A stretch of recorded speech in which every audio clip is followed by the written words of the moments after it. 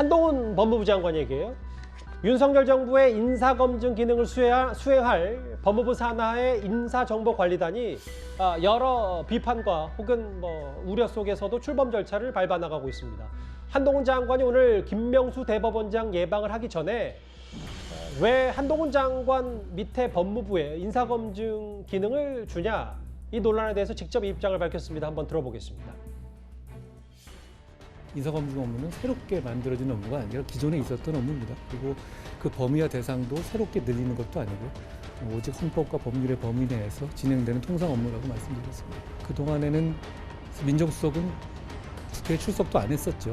그런데 앞으로는 인사검증이라는 업무 영역이 국회에서의 질문을 받게 되고 감사원의 감사의 대상되고 이렇게 언론으로부터 질문받는 영역이 되는 겁니다. 저는 인사검증이라는 영역이 그동안 과거에 있었던 그 정치 권력의 내밀한 비밀 업무라는 영역에서 감시받는 통상 업무로 전환되는 의미 있는 진전이라고 생각합니다.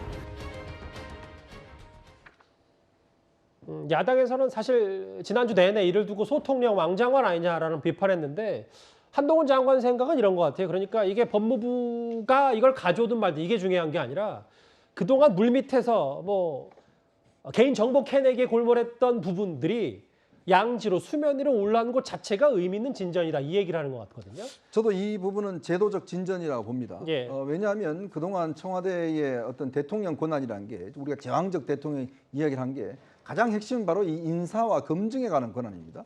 그걸 어디서 수행했냐? 바로 민정수석실에서 진행을 했죠.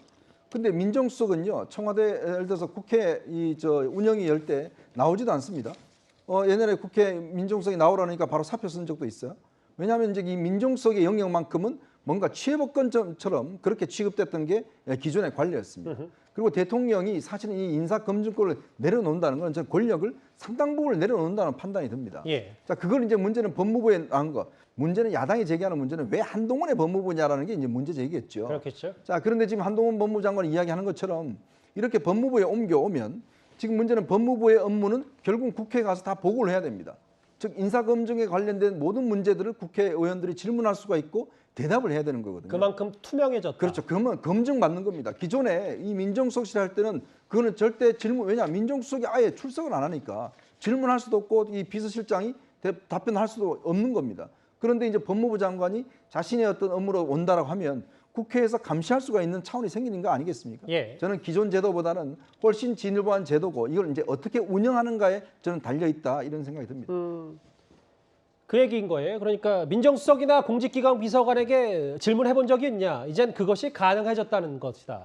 한 발 더 나아갔다. 한 장관 표현은 이건데요. 사실 오늘 한동훈 장관은 이런 얘기를 했고 윤석열 대통령도 지난주 금요일에 법무부 인사검증에 대해서 이렇게 말한 바 있습니다. 법무부의 인사검증을 맡기는 게 적절한 거 아니냐는 지적이 계속해서 나오고 있는데요. 미국이 그렇게 합니다. 네. 그리고 대통령 비서실에서 정책이나 이런 거 위주로 해야지 어떤 사람에 대한 비위나 이런 정보 캐는 거 있죠. 그거는 안 하는 게 맞아요. 그래서 내가 민정수석실 없앤 겁니다. 대통령 비서실이라는 데는 직접 그런 정보 수집 업무를 안 하고 받아서 해야 됩니다. 그래야 객관적으로 할 수가 있어요. 그래서 미국의 방식대로 하는 겁니다. 그러니까 윤 대통령 생각, 한 장관 생각이 비슷하고 다른 얘기를 이런 부분도 있고 이런 장점도 있고를 이제 연이어서 얘기한 것 같은데 조 의원님. 네. 일단 민주당에서는 박정희 대통령 시절, 박 전 대통령 시절보다 초법적 권력이 됐다고 추미애 전 장관 오랜만에 등판을 했는데 검찰이 앞장서고 언론이 호위하며 여당이 우기고 재벌이 후원하고 이 부분에 대해서는 꽤 공세 수위를 높이고 있거든요. 어떻게 받아들이셨어요? 네, 추미애 전 장관이 다시 또 나타나네요. 그래서 계속해서 맹공을 하는데, 자, 청와대 민정수석실, 민자가 백성민자고요. 정은 살피라는 정자입니다. 예.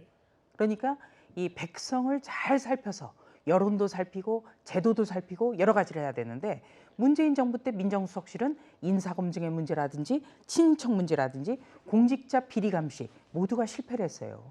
제도라는 것은 시대 정신에 맞게끔 재구성을 해야 됩니다. 그렇기 때문에 대통령 민정수석실에 대해서 폐해가 크다고 생각을 했기 때문에 윤석열 대통령은 대선 후보 시절부터 민정수석실을 폐지하겠다고 했습니다. 그렇다면 민정수석실에서 해왔던 공직자 검증 같은 것을 어디서 할까? 이 문제에 대해서 자연스럽게 많이들 관심을 가지셨죠. 예. 이것을 법무부에다 두겠다는 겁니다. 그러니까 이것은 미국의 공직자 검증 같은 것이 FBI에서 관장을 하기 때문에 우리도 어떤 행정부로 넘어오는 거예요. 정부조직법을 보면은 지금까지 민정수석실이라는 대통령실에서 있었던 것을 정부조직법을 보면은 다른 어떤 정부 부처로 이관할 수 있게끔 돼 있거든요. 그리고 또 한동훈 법무부 장관이 이야기했듯이 인사 검증을 어떻게 했는지 또 인사의 발탁 기준은 무엇이었는지 이런 것을 법무부 장관에게 국회에서 야당을 중심으로 물어주고 감시하고 견제해 달라는 겁니다. 예. 그래서 새로운 제도이기 때문에 시험적으로 한번 잘 운용해 봤으면 하는 바람입니다.